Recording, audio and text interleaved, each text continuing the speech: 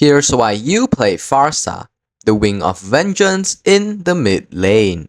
First off, Pharsa has incredible range, allowing her to deal damage from a safe distance. She provides massive burst damage, capable of wiping out squishy enemies with her skills. Pharsa is highly mobile due to a special skill, enabling her to reposition or escape dangerous situations easily. However, Pharsa is squishy, making her vulnerable to burst damage, and she also has long cooldowns, requiring careful skill management in fights. Pharsa's passive, Spiritual Unity, allows her companion, Vary, to assist her every 8 seconds when she attacks an enemy hero. This deals bonus magic damage equal to a percentage of the enemy's max HP and applies a powerful slow effect. This makes Pharsa strong in poking enemies and controlling their movements. Pharsa's first skill, Curse of Crow, releases a blast of magic at a designated area, dealing magic damage and marking enemies. Attacking marked enemies with a skill consumes a mark, stunning them for 1 second. Use this skill to harass enemies and create opportunities for crowd control during fights. Pharsa's second skill, Energy Impact, releases a wave of magic in a straight line, dealing high AoE magic damage. This is a great tool for clearing minions and dealing poke damage in team fights. Pharsa's ultimate, Feathered Air Strike, allows her to take flight and rain down magic damage in a large area up to 4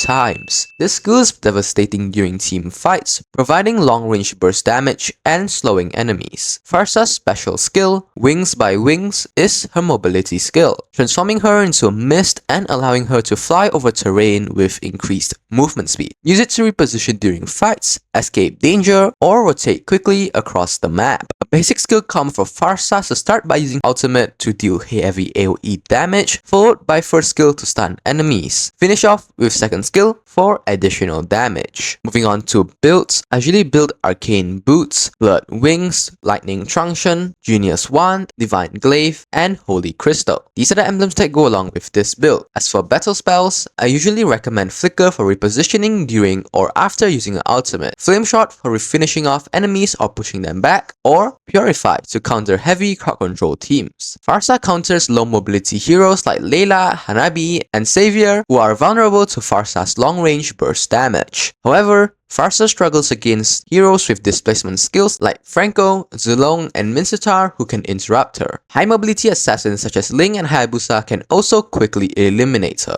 Pharsa works well with heroes who can crowd control enemies like Atlas and Franco, ensuring her skills hit consistently. You should upgrade second skill first for wave clear, prioritize leveling up second skill for damage, upgrade first skill for utility, and always upgrade the ultimate whenever available. Pharsa excels in maintaining distance, so always position yourself safely behind your team. Use her passive to quickly rotate between lanes and maintain map pressure. During team fights, find a safe spot to unleash her ultimate for maximum impact. Time your first skill carefully to stun priority targets, especially when your team is engaging. Always keep an eye on enemy assassins and save her passive or flicker to escape if they dive onto you. Lastly, focus on hitting multiple enemies with her AoE skills to maximize your damage output. This guide should help you dominate the battlefield as Pharsa.